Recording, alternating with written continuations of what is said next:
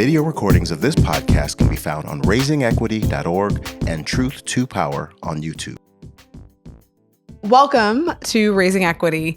Hopefully you've been following our series about heterosexism and homophobia, and you've learned a lot, maybe gained some compassion for people who identify as LGBTQ. But for those of you who maybe haven't heard some of the series, I started this cluster of recordings because my oldest son came to me talking to me about the homophobia and heterosexism that he was seeing, not only at school, but also on his video games. And of course, we talked through like, that's not okay. And what might you say? And all the people in our family and our lives that identify. And then I was like, wait a minute, here I am, a cisgendered heterosexual woman talking to my son who identifies as heterosexual about what we should do. Maybe we should talk to people who have the lived experience. And maybe we might reach out to people who are in positions of power that do the work of tackling heterosexism and homophobia. And that brings us to today's conversation. We have with us Jason Heisserer, who is the head of school at Crossroads College Preparatory School. So thanks so much for joining us. I appreciate you coming. You're welcome. I'm honored to be here. Thanks. Maybe you can let me know, like, is Avery an anomaly? Like, are other kids hearing these things? Are other schools experiencing homophobia? Avery's experience is not an anomaly, Okay. Unfortunately. And so even at schools like Crossroads, where I think we have courageous conversations and really brave conversations, and we try to name things for what they are, even when it is difficult to hear, even when we are uncomfortable and what to do next, because our experience or our privilege doesn't let us see it or experience it in the same way. It's present at Crossroads as well. Our Gender Sexuality Alliance, our GSA, talks a lot about how having representation in an adult figure, which would be me as an out queer person at the school, is not enough for their experience. So they respectfully try to say, thank you for being here. Thank you for coming. Thank you for being out. And there are these subtleties, and the cues are often obvious to the young person experiencing them, and not at all obvious to the teacher or to the student who is not giving cues for belonging. So there's really obvious ones, like you talked to Avery about, like it is not acceptable to make jokes about sexuality. It is not acceptable to make jokes about gender. It's not acceptable to yes but people about their experience. And whether you're a child or an adult. So in a school like Crossroads, and probably other schools as well, for adolescents in general, this idea of where am I on this continuum that is sexuality? Where am I on this continuum that is gender? How do I process all that I am seeing around me and my peers and in the adults and in the world around me? There is a need for space to think and act on that in ways that are safe, and not be bombarded with the assumption that it is just a phase, that naming someone's identity, whether that is their pronouns or whether they identify as lesbian, gay, bisexual, or queer, to downplay that in any way, or to foist it on the young person like, it's your job to forgive me because I've misunderstood. I work a lot with grownups that the apology suddenly makes it the young person's responsibility instead of you just naming, I will get the pronouns right next time. Right. And you said so much already. I love it. The richness. One of the things that I want to just pick out is that you remind us that this is work that we as adults have to do too. Yes. That this is not just work that we have to help kids do, especially around sexual orientation and gender. I think this idea that it's on a spectrum is a new one for some folks, that they haven't wrapped their mind around it. They're still stuck in the binary. Right. And so it takes work on our parts as adults to be able to wrap our mind around people's true lived experience and not stay stuck in the way that we've been taught or thought about things and been socialized. And then also support kids in being able to develop into their full selves. Sure. And it takes a great deal of humility. And there are a lot of ways we can develop an identity that is harmful to us. We can explore our identity in ways that are harmful to us if we don't have proper understanding of boundaries, if we don't have people asserting boundaries on our behalf. There's lots of ways to express yourself or to engage in behaviors that are harmful. And so, give me an example. Well, I think about drugs or alcohol abuse. Oh, yeah. I think about where students can find people who are like them. I think about the over-sexualizing of gay men, for example. All of those are risky. And so being able to think about a biology curriculum that is respectful, being able to think about a health curriculum that is honest about ways people engage in intimacy, love, and sex is really challenging and still very important. And I think that when all of this idea of I'm going to try to be on a continuum intersects with these are children who are not mine, and it intersects with how I have been raised or my choice about a faith or religious tradition, gets really complicated. It does. Because I think children are born into some identities that are visual, that they cannot change. So they are white, they are Black, they are Asian, for example. But this idea of sexuality and gender really is begins internally first. And the assumption that it is a lifestyle, that it is a choice, I still push against really strongly in adults and in young people.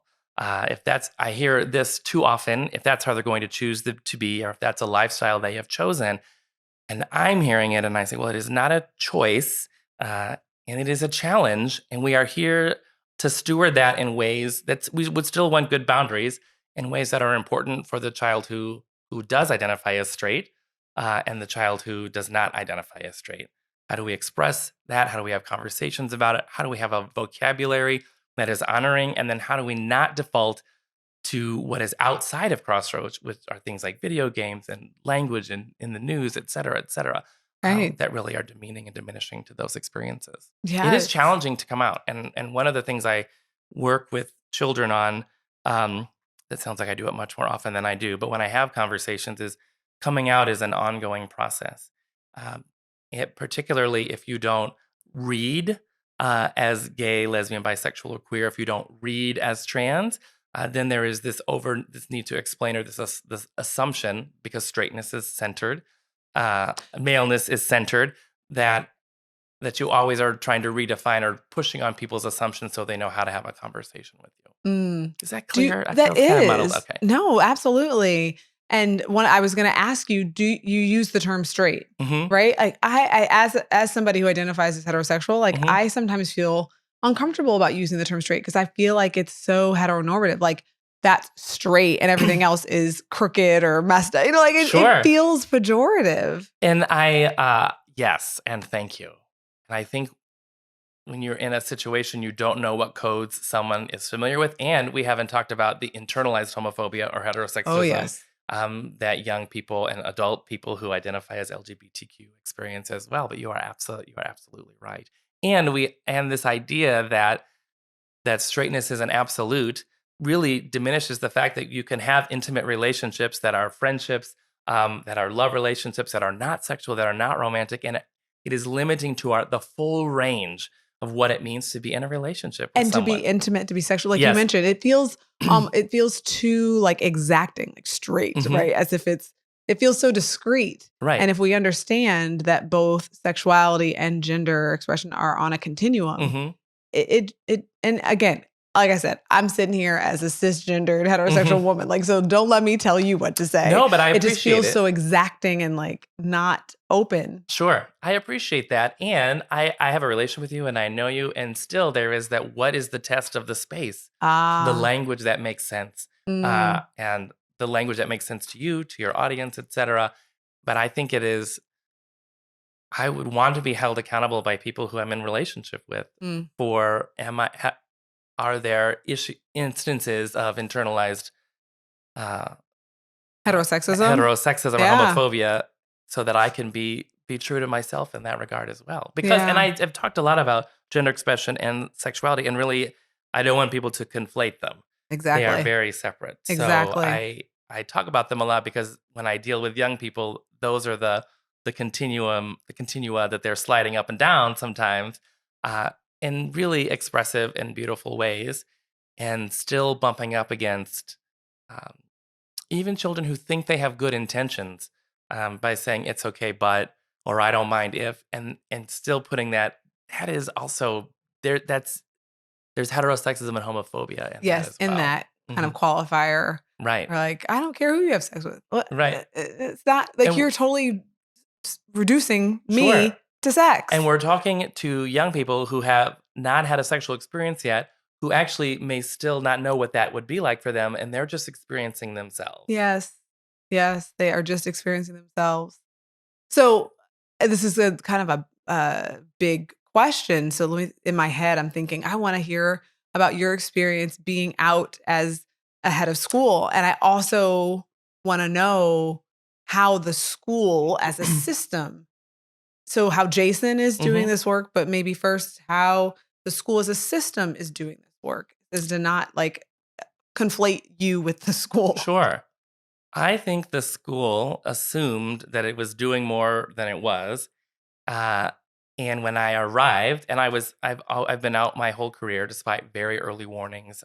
This is my 23rd year as an educator to not be out. Don't tell anybody, because there is an assumption that gay men are predators, that you can turn people gay, which was scary. And I didn't know how to navigate that because I felt so completely queer. Like I didn't know Be how yourself. to closet that. And I was also a young teacher on my own like young person journey. So that was challenging. And so being at Crossroads is really excellent.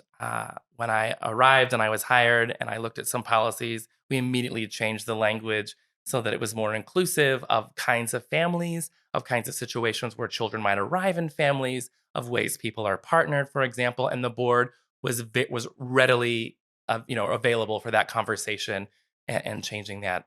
That's a I great example of Mhm. how policies can reinforce Yes. heteronormativity. Yes. And then even when there was some contention in the faculty around an all gender bathroom, for example, and I just we're going to do it, and we have children and we have families uh, that will feel included because of this.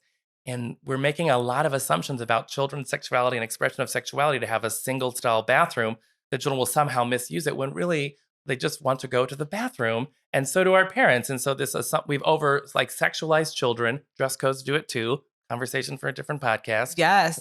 So how do we make sure that there are signals and signs in the environment? And I think people were readily. Now we have two all gender restrooms. We're really ready for that conversation. It was a little bit challenging, I think, with when I arrived at a parent interview, for example. One of the parents said to me, after meeting you, um, my child, never mentioned, I said, never mentioned what? Never mentioned, like, that you're out or that you're gay. And I said, I like that was a thing the parents said to me, like to praise the child in the school. And it felt in an interview. So I'm with other parents. It's just an awkward setting. So even at that moment, there was like, I did not use it as a teachable moment because I'm in an interview process, for example. But those are things that creep up. Some parents want to, in the admissions process, for example, want to assure me that they're okay with a gay head of school because they'll say things like, being gay isn't contagious, right? And I'm like, that the joke is not, that is not a worthy joke to bring it up at all. I'm only in this interview because I'm excited about you and your family and your child's presence here, and it's not actually about me at all. So I think that we want to do it and we're ready for it, and we need to be better and better at naming it, Mm.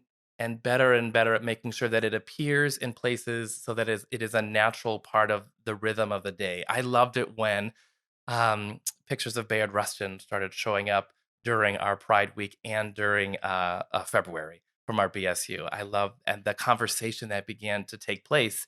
And I actually got this from you, like problematizing people in our history to know Mm. that he was cut out of the civil rights movement because of his sexuality and yet was so essential to it. And for students who sometimes see themselves at odds, children in the Black Student Union, children in the GSA, actually really know it all intersects. Like we're all trying to get free together. Right. And And you are all of those things. right, Bayard Rustin wasn't just black or right, just gay.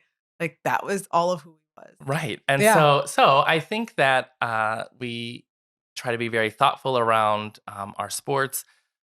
I and about who plays on which team. Oh, And I really? think that Misha's documentation for trans students playing on the team of the sex that they identify at is really invasive. And so they're not going to ask, they're not, what can they do? So I have a problem with, and I've asserted this to them with the paperwork that is necessary to get approval So this for is a state this is process? a state, the state athletic association, the state guidelines. And the Uh, guidelines say, they're too complicated to quote really quickly, but the point is there's a process to get approval for like a trans boy or a trans girl to play on the team of the sex they identify with. okay. And we just put them on there. And so that's another kind of systemic thing that we work on. Also, when a child transitions, we immediately change everything that we can that the law doesn't require us not to change.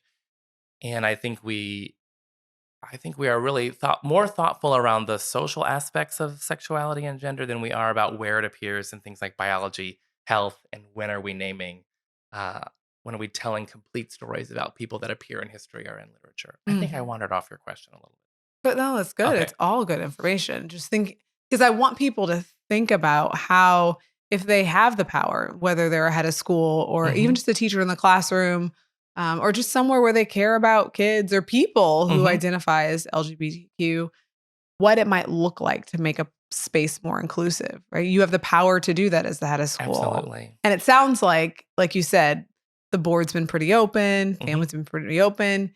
I imagine though that whether at Crossroads or just in your 20 some years of teaching, that while the space might seem open, the kids might even be open. I imagine there's some parents you've run into that have not been so open. That it's true. They usually do not. They don't bring their closedness to me. Generally, I did have one parent say that I was making the school black and gay, because I have a strong racial justice focus. And I strongly believe that I want young people to come and be themselves, which means they do some things like sometimes they run in the hall, they shout, they say things they shouldn't. And so we have to have a wide, Because that equals girth, black. you know. Right. If you talk loud and run around Oh, the halls, right. that's black. Well, and just that it's just, but like 12-year-olds run. Right. But there's not that, they're not running into things or people. So let's just Right. let them run. So Right. Interesting. that may be a little off too, but I think that came to me in sort of two separate conversations, and it is a white space, and we have to really be honest about that it is a white space, and yet we can be an anti-racist white space, and it is a space where we want all of our kids to be their full selves. That is part of the design. That is how the co-founders meant it, and so this I don't know what she meant by that you're making this a gay school. Um, Perhaps it's because the GSA began. Perhaps it's because we have more trans students than we did previously. Mhm. And yet we're seeing this across school settings, not just at Crossroads. Exactly. So I wish in terms of the everyday language and conversation, Crossroads students I think are really good at holding one another accountable and trying to be responsible for what's most respectful. But I still believe they experience things like your son Avery experiences with the offhanded comment. But if we could get it right in other spaces, I suspect we would see that um, eliminated over time. That's the Um, hope. But is there direct education that you all do? Like you mentioned, you all are anti-bias, anti-racist mhm, school. So while you have a racial lens, you are thinking about all social identities sure, and the intersection of those. So like race inclusive but not exclusive. right. So is there direct education around homophobia or heterosexism? There really is not enough. So when I mention things like biology and health and history and literature, we need to be, and then like in our advisory program, I do think our students who identify as LGBTQ would advocate for more just real conversation about that and representing sexual health, relationships, romance in a way that is inclusive of all of their experience. So I think that we are seeing the beginnings of that, but I think we have a long way to go.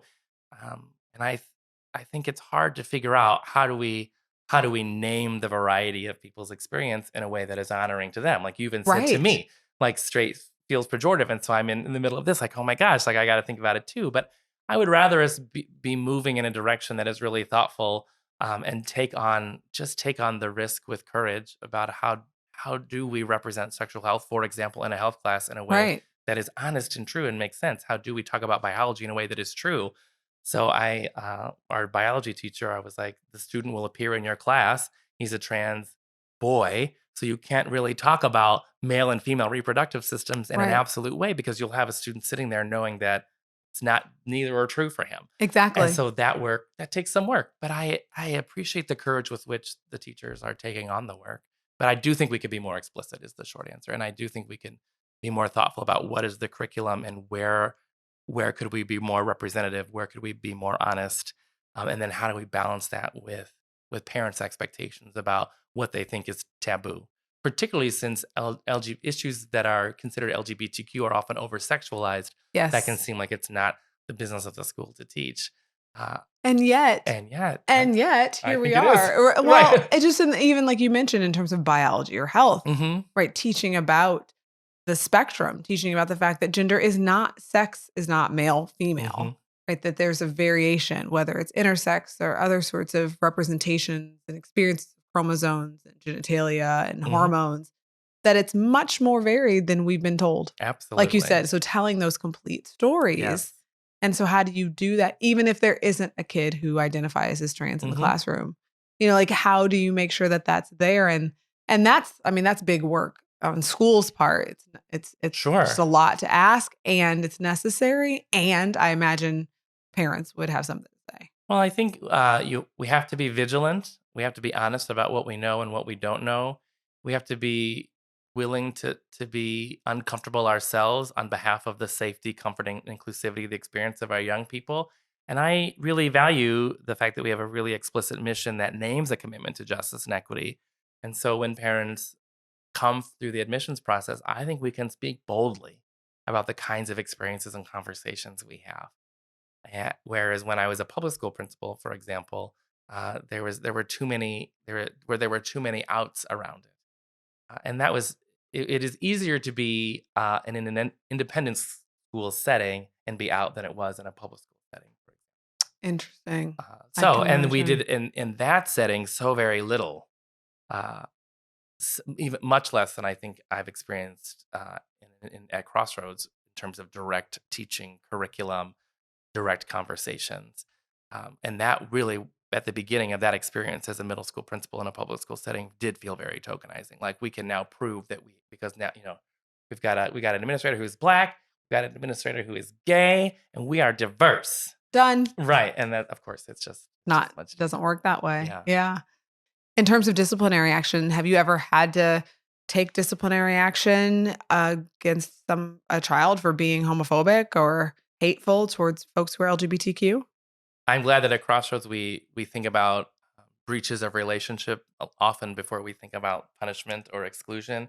So how can we be in conversations about being okay enough where I am so that you can be who you are? And how did this statement, this repeated use of the wrong pronoun, this repeated joke or shrug or um, response to someone coming out or someone's conversation or story about who they're going to bring to a dance or whatever, how is that perhaps damaging to that relationship? I like that we can begin there. We haven't had in my time there, and I don't know of any time before, like an act of hate or an act of like physical violence.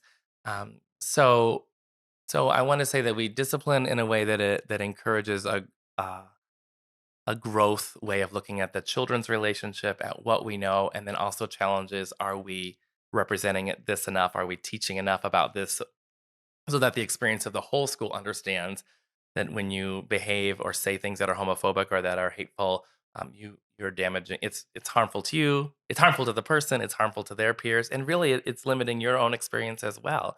Um, the world does not look like Crossroads, and I often say, if we get it right at Crossroads, let's say we get it all right, they're still going to walk out into a world and be immediately the download will begin again in Yes. terms of all of these things. So I need them to be fluent in terms of their own reflection about their thoughts, feelings, and how they're expressing them.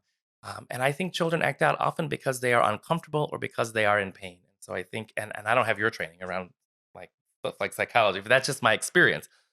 So when we try to take a real humane and human approach to how do we respond to this so that relationship and it has good boundaries and they're still able to be close. There's only 215 of them, so that Right. relationship becomes really Right. essential to their experience. Yeah. Yeah, and that's I'm glad to hear that there hasn't been any major event, right?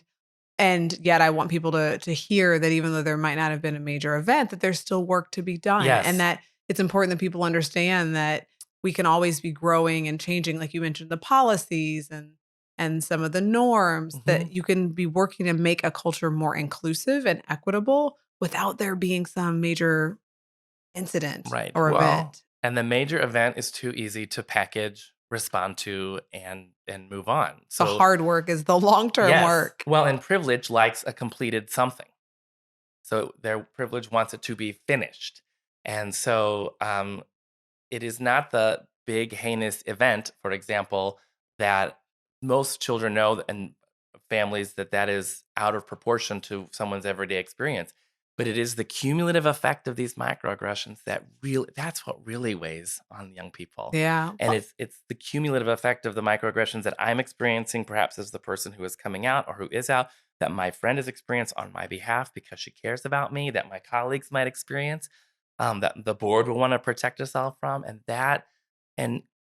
and that you carry that frustration. So even if you were to change schools, you still walk in with that accumulated experience of microaggression or of hurt or pain, and it's those slights, regardless of where the microaggression fits, if it's around race or gender, or sexuality or ability or whatever, um, those add up. So although I am also glad we don't have a major event, the you know it is the daily the vigilance around the daily accidental sometimes, the daily inadvertent, the daily I'm going to try to manipulate the power in the room. I'm just going to be a young person and figure out where the boundaries are.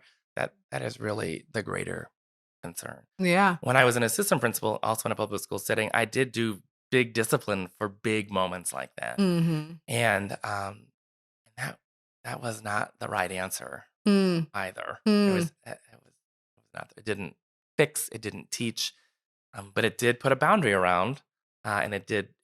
We had addressed it, and there we had addressed the incident, and therefore we Right. had addressed it, but we actually hadn't. Hadn't. The underlying causes. Martin Luther King says in Letter from Birmingham Jail, which is about racism, not about sexuality or gender, that unless we grapple with the underlying causes of racism, and that grappling, regardless of racism or regardless of any other ism, requires that we hold on to each other. Yeah. And so, if we're going to start excluding young people from the community instead of trying to get them to be in community together, we got to hold on, even when it's uncomfortable. And I mean, he uses a lot of great words, but I like the worst use of grapple in that one particularly. Yeah. No, that's very relevant. Very relevant. You talked a little bit about your experience being out and your own experiences Mhm. with homophobia and heterosexism. And I wonder if you might share with us how that has shown up for you, whether it's at work or not, but how you mentioned sometimes we can even internalize those messages Sure. about ourselves. Like, Yeah. how do you what's the word I'm looking for? Like try to push back on that? What does that look like for you?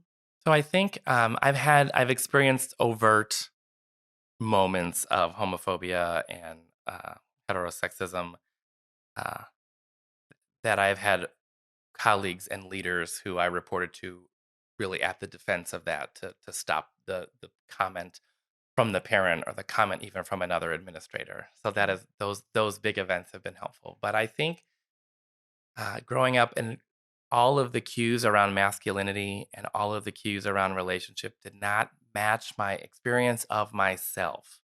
And so I often feel small. I don't feel like a small person, but I feel small in certain situations because I don't have the language or the cues around masculinity, around straightness that I thought I was supposed to have.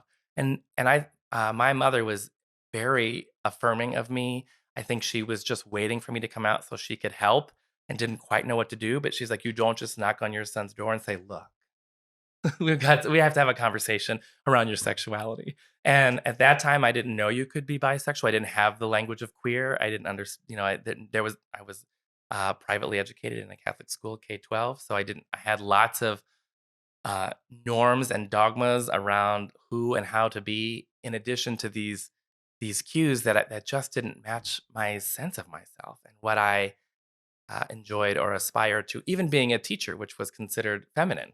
I was like, I just really want to be a teacher. I had great teachers, and so that is something that I think I still push against today.